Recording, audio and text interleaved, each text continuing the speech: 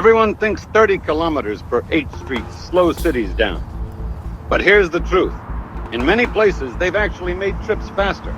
And that sounds impossible until you understand how cities really work. When people hear 30 kilometers per H, they imagine crawling along a road, staring at the speedo, getting frustrated. So the reaction is instant. This will ruin traffic. But most urban trips aren't slowed down by speed limits.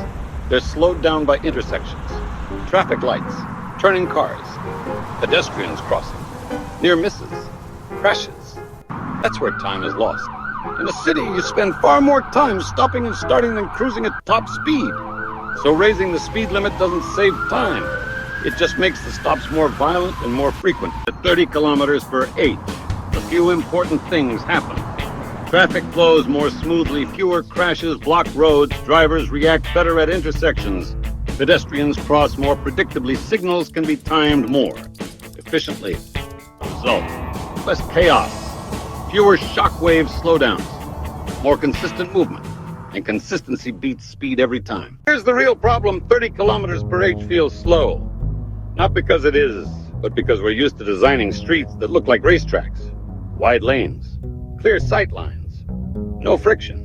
So when speed drops, people feel delayed, even when their actual trip time stays the same or improves. This is why 30 kilometers per H streets are hard to introduce, but also why support almost always rises after they're in place.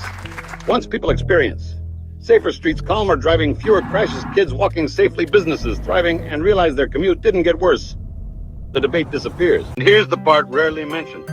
When streets feel safer, more people walk, ride, and use public transport. That means fewer cars competing for space, which makes driving faster for those who still need to drive. Safer streets don't punish drivers. They remove unnecessary traffic. So no, 30 kilometers per H streets aren't about slowing cities down. They're about saving lives, reducing crashes, improving flow, and making cities work better for everyone.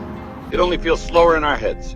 In reality, it's smarter, safer, and often faster. If you want streets that move people instead of just cars, hit subscribe.